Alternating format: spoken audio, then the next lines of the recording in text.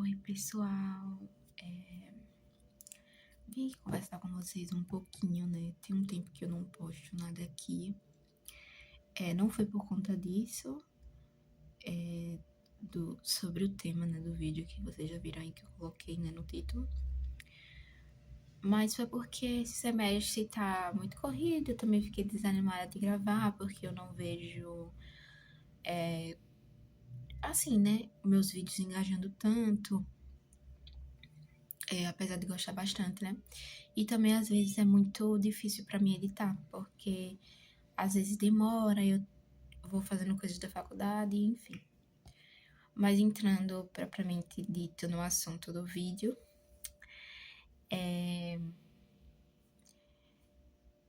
como vocês viram, né? Eu vou vir falar sobre o luto. No dia 23, foi 23 ou 24? No dia 24 de maio, né, do mês passado, a minha avó faleceu. Eu acho que eu já falei sobre ela aqui em outros vídeos, né, que eu morava com ela, só que são vídeos antigos, e se eu não me engano, esses antigos eu privei porque eu queria que ficasse somente as coisas da faculdade. Mas eu já falei, né, que eu morei com ela desde quando era criança, e acho que desde os meus 7 anos que a minha mãe deixou eu morar com ela, porque era uma história bem complicada, gente. Que eu sempre ia, voltava com minha mãe, morava com minha avó. Aí depois minha mãe deixou eu morar de vez com minha avó. E eu sempre morei com ela, sempre gostei muito de morar com ela. A gente morava primeiro num sítio, né, que é um povoado, que a gente chama aqui de povoado. E aí era sítio, né, assim, tinha várias casas, é como se fosse um bairro, mas era um povoado, entendeu? Então era estrada de terra, e tinha a parte que nos fundos da casa tinha os pastos, e aí era isso, né? Eu amava a gente morar lá, no Lagamar, né? Que o nome do lugar que a gente morava era Lagamar. E eu sempre quis morar com minha avó, enfim. E aí, né, depois, a minha infância, assim, eu gostei muito da minha infância, pra mim foi ótima. Gente, se eu emocionar, não liguem. Eu gostei muito e, assim, não me arrependo de ter ido morar com minha avó. E ela me criou como se fosse uma filha mesmo, sabe? E, enfim. E a minha infância foi ótima. No Lagamar, tanto que quando a gente era pra morar aqui na cidade, eu não queria vir, porque eu gostava muito, né, por conta dos meus colegas, e eu gostava de ficar brincando nos pastos, nos lugares que tinha árvore e tudo mais. Mas a gente veio morar aqui, aí, enfim, a gente morou, foi muito bom também. Eu já tinha quase 12 anos quando a gente veio morar aqui. Então, eu não era ainda. Já era um adolescente, né? Pré-adolescente, adolescente. E aí a gente veio, eu fui me adaptando, aí fui gostando. E a gente morou em 3 casas diferentes no mesmo bairro, gente. E a gente ficou um tempo, depois a gente se mudou pra outra casa, que era um pouco mais afastada, assim, do centro. E aí, pronto. Aí depois disso, a gente ficou um tempo nessa casa, que aí morava eu, meu tio, a esposa dele, a filha, minha avó e o ex-marido dela. Aí depois houve uns desentendimentos, e aí a minha avó se mudou, e eu fui com ela, né? Aí foi logo quando eu entrei na faculdade, né? Entrei na faculdade em 2023. E aí, quando eu entrei na faculdade, minha avó se mudou no início do ano e minha faculdade começava em junho. E ao longo desse tempo, gente, eu me arrependo um pouco da pessoa que eu fui, assim, em alguns momentos, sabe? Que eu deveria ter valorizado mais, ter sido um pouco melhor. Até os meus 15 anos, eu considero que eu fui. 15 não, 16. Eu considero que eu fui uma pessoa, assim, uma das piores pessoas, sabe? Principalmente com a minha avó. Mas é no sentido de que, tipo, é o meu jeito de agir, sabe? Aquela rebeldia que a gente sempre tem na adolescência. Enfim. E depois que eu. Hoje eu não me considero muito próxima de Deus, sabe? Eu queria muito ser mais. Mas depois que eu conheci Deus, que foi na época da pandemia, eu tinha 16 anos, gente. Eu, assim, comecei a acompanhar grupos de oração. Aí eu sinto que eu tive uma mudança, sabe? E. Mas mesmo assim, depois dessa mudança, eu acabei voltando um pouco ao que eu era, mas, tipo, não voltando totalmente, entendeu? Mas no sentido do meu jeito, assim, não agradar tanto. Eu sentia que ainda faltava eu ser melhor, sabe? E aí, como é que diz?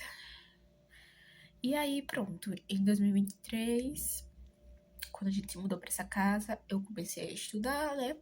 Aí tava tudo ok. Foi quando a minha avó, no final do ano, né? Lá mais pra menos no final do ano, ela começou a ficar doente direto, como se fosse gripe, sabe? Mais de 15 dias, tosse. E ela já vinha sentindo, assim, né? Tossindo sempre, porque ela fumava. E ela já vinha sentindo muito tempo isso e tudo mais, só que ela não informa pra ninguém, porque ela era assim, ela não gostava de ficar preocupando as pessoas, de falar o que tá sentindo, de ir no médico, porque se fosse no médico ia descobrir mais coisas do que ela já tinha. E aí, quando foi no final de 2023, ela foi pro médico. Aí o médico passou alguns exames, ela fez. E aí chegou, logo no início do ano de 2024, chegou o raio-x, né, do pulmão dela. E lá tava constando que tinha um nódulo. Só que não foi o médico que disse, mas eu já tinha visto. E eu insisti, eu falei, vó, vamos no médico. E eu insisti porque eu não queria falar a ela o que eu tinha visto.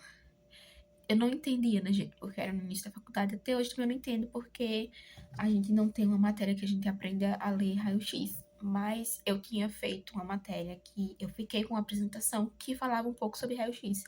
Então, eu sabia que aquilo ali não era normal. E também tinha um laudo do raio-x. Então, qualquer pessoa que lesse ia saber que tinha um nódulo. E aí, pronto. Aí eu levei ela, o médico falou que ela tava com câncer. Ele, na verdade, ele pediu outro exame, só pra confirmar. E o médico falou que ela tava com câncer. Antes disso, ela já tinha ido no hospital e disseram que era pneumonia. Pra vocês verem como é o descaso da saúde pública. Infelizmente, viu? Tem médicos bons, mas tem outros muito ruins. E ela tomou um antibiótico, só que não funcionou, porque só serviu pra ela criar mais resistência à bactéria, porque ela não tava com pneumonia. E aí, pronto, começou a investigar, e o médico falou que era isso, aí encaminhou ela para um outro hospital que é referência aqui do câncer. E a gente começou a caminhar para médico, aí eu fui com ela, ia indo com ela. E a gente nunca espera, né, receber um diagnóstico desse. Eu lembro como se fosse hoje que ela recebeu, né? E a gente voltou para casa de pé. E foi bem difícil para todos nós da família, sabe? E aí, pronto, a gente foi caminhando, começou certinho, demorou pra ela fazer a biópsia, na verdade ela nem fez nessa época, porque ela acabou adoecendo. E aí ela ficou bem ruim, não conseguia respirar, ela tossia muito, muito mesmo, tanto que ela quebrou a costela de tanto tossir. E aí descobriu-se que ela tava com abscesso. E aí depois que ela descobrimos, ela fez a drenagem, e depois disso ela ficou boa. E aí a gente pensou que o que era o câncer era o abscesso. Porque o médico avaliou e disse que não, era como se fosse uma lesão, uma sequela desse abscesso. E aí, depois de muito tempo, ela saiu do hospital e a gente não foi mais pro médico porque a gente confiou, né? A gente se segurou no fio de esperança que restava. Só que aí, isso foi em 2024. E aí, no final do ano, no início do ano de 2025, ela começou a apresentar sintomas neurológicos, que ela caía, começava a ficar confusa, voltou a fumar, porque ela tinha parado, mas ela já tava fumando escondida. Voltou a fumar muito, muito mesmo. E aí, eu morava com ela, né? E infelizmente eu não tava conseguindo cuidar dela assim por conta da faculdade, né? Porque eu saía de manhã cedo e voltava só à noite. E aí acabou que ela foi morar com meu tio primeiro, e aí resolveram levar ela para o hospital e descobriram que ela tava com um câncer no cérebro, né? Que era um tumor. E aí, nesse meio tempo, ela já tinha vindo morar sozinha e tudo mais. Ela começou a morar com minha tia quando descobriu esse câncer. Aí ela ficou internada, aí operaram ela, aí conseguiu. Aí a gente se revezou, ficou com ela no hospital. Aí ela ficou melhorzinha, né? Porque o que tava piorando mesmo eram os sintomas neurológicos. Aí ela começou, né? Fez químio, a biópsia foi feita desse tumor, aí descobriram que era cancerígeno. Aí foi quando a gente descobriu mesmo que ela tinha câncer. E aí ela começou a fazer químio, depois fez rádio, durante o ano de 2025, né? Já mais pra depois que ela saiu, mais pra agosto, né, na verdade, que ela começou a caminhar pra médico. Aí pronto. Aí quando foi esse ano, infelizmente, saúde pública a gente é péssima em alguns locais, e não é todos, porque eu não vou generalizar, porque o SUS era pra ser um sistema muito bom. Mas nesse que ela foi sim, porque o radiologista foi demitido não, transferido para outro hospital, e aí não colocaram outro, ela teve que parar de fazer as rádios, fez somente as que estavam lá, não tinha avaliação, e ela ia começar a fazer químio e rádio como paliativo. Agora, esse mês ela ia fazer uma consulta para ver, para poder iniciar já, porque eu tinha dado que o câncer dela era estágio 4 e não era curável. E aí, ela foi, aí pronto. Aí ela ficou. Tinha dias que ela tava boa, outros dias ela tava ruim, e aí o câncer dela deu metástase, né? Porque aí se espalhou pra coluna, ela não conseguia mais ficar ereta e ela passou a não conseguir mais caminhar mais. E aí, quando foi no mês passado, ela começou a apresentar sintomas de. Quando o corpo vai se desligando, sabe? Eu não sei o termo que eles usaram, porque eu não tava na hora que a SAMU foi ver lá ela. Mas a médica tinha informado que ela começou a apresentar sinais de desligamento e que o corpo estava morrendo.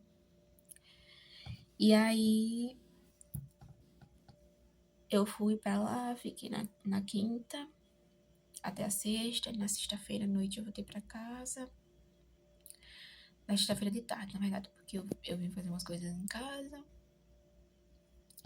E no sábado eu fui pra lá, fiquei o dia todo. Aí não dormi porque meu pai tinha ido também. Aí eu tinha uma prova na segunda. E aí, quando foi no domingo, de madrugada, ela faleceu. E assim, gente, eu tô contando a história toda pra vocês entenderem o contexto, porque eu nunca falei sobre isso aqui no canal. Aí eu só queria mesmo desabafar um pouco, sabe? Que eu tava aqui tentando estudar e pensando, meu Deus, eu não tô conseguindo fazer as minhas coisas normais. Depois que ela faleceu, eu comecei a assistir. Tem uns vídeos que a gente assiste no YouTube. Não sei se vocês já assistiram. Que é como se fosse doramas curtos, sabe? E aí eu comecei a assistir e eu só fico assistindo isso. E hoje foi um dia que eu, tipo, não fiz nada, sabe? E eu fico pensando, se isso é a minha forma de estar vivendo o luto e tentar suprir aquele sentimento que a gente sempre tem, né? De tristeza e tudo mais. Que às vezes bate, gente. Eu não vou mentir pra vocês. Às vezes a gente vê alguma coisa que lembra. Inclusive, esse celular que eu tô gravando é o que eu fiquei, o dela. E eu ainda não consegui Eu ainda não consegui apagar o WhatsApp, nem apagar o Facebook dela, porque ela gostava de ficar vendo vídeo. E ela gostava de ficar mandando áudio também. E acho que eu fico pensando, se eu apagar, vai parecer mais real ainda que ela se foi. E aí eu ainda não apaguei, mas eu tô apagando as coisas aos poucos. E eu não quero perder, por exemplo, o e-mail dela, porque eu quero deixar aqui de recordação pra gente ficar olhando as fotos e tudo mais. E aí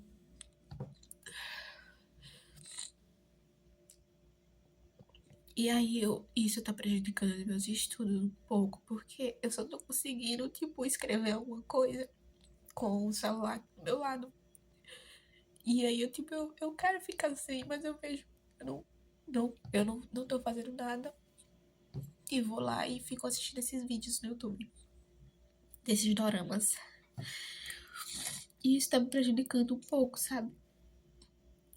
E eu resolvi fazer esse vídeo pra desabafar um pouco, sabe? Porque a gente, assim, como família, né? Eu já esperava que ela fosse, assim, falecer, né? Mas a gente tinha esperança de que houvesse um milagre, ela se curasse. Mas ela sofreu muito, sabe? Principalmente nesse restinho. E ela sempre foi muito forte. Ela sempre dizia que tava bem, mas a gente sabia que ela não tava, sabe? Ela sempre tinha falta de ar. E ela sempre dizia que não tava. Mas a gente sabia que tava, porque ela não gostava de ficar preocupando ninguém. E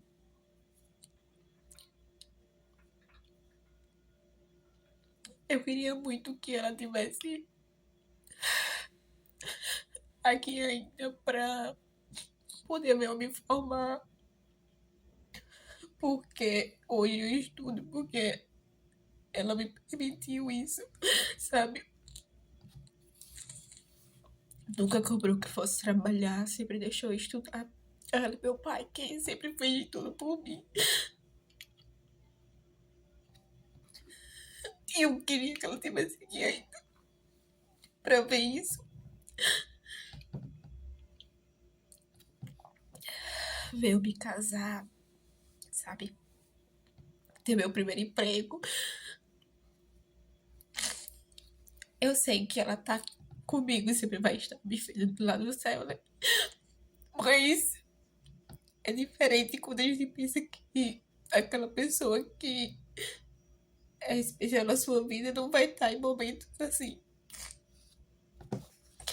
Não sei se eu vou postar esse vídeo. Eu só tô gravando mesmo pra desabafar um pouco. Porque hoje bateu um pouco a tristeza, sabe? E eu queria muito que ela tivesse aqui.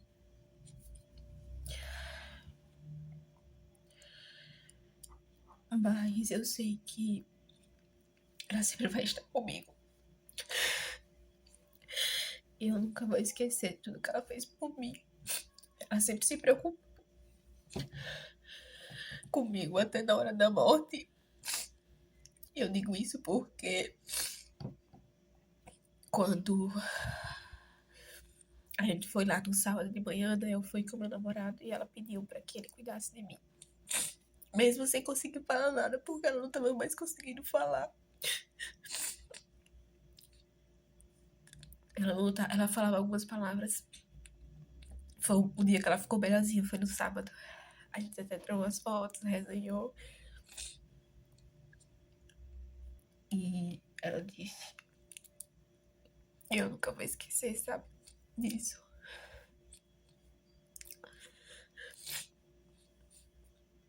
Enfim, gente. É isso. Esse vídeo. Eu não sei se eu vou postar. Mas talvez eu poste pra deixar registrado esse momento pra mim.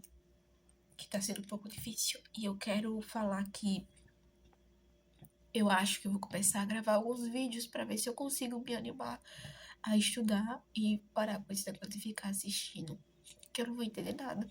Eu fico escrevendo aqui, vendo as coisas, escrevendo e assistindo, não, ouvindo, né? Porque eu não consigo me concentrar se eu não tiver com esse telefone. E isso tá afetando muito, sabe? Negócio de rede social, depois que aconteceu isso. Academia também, que eu gosto de ir, mas eu sinto que não tenho vontade. Fazer dieta também. Pra mim parece, pra que eu vou fazer isso que eu não vejo resultado? Então, a gente vê que algumas coisas que acontecem na nossa vida afetam muito a nossa mente. E às vezes eu passo o dia na faculdade, né? Às vezes eu não penso. Aí quando às vezes vem um pensamento na cabeça, sabe?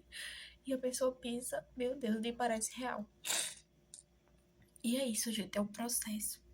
Né? Aos poucos a gente vai ficando bem, sabendo que agora ela tá em um lugar muito melhor. E que Deus tá com ela. E que a morte não é o fim. Pra gente que é cristão, né? Que acredita na vida eterna. E que o lugar que ela tá hoje é muito melhor do que aqui. Então, é isso que conforta o meu coração. Saber disso. E é isso, gente. Obrigada pra quem assistiu até aqui.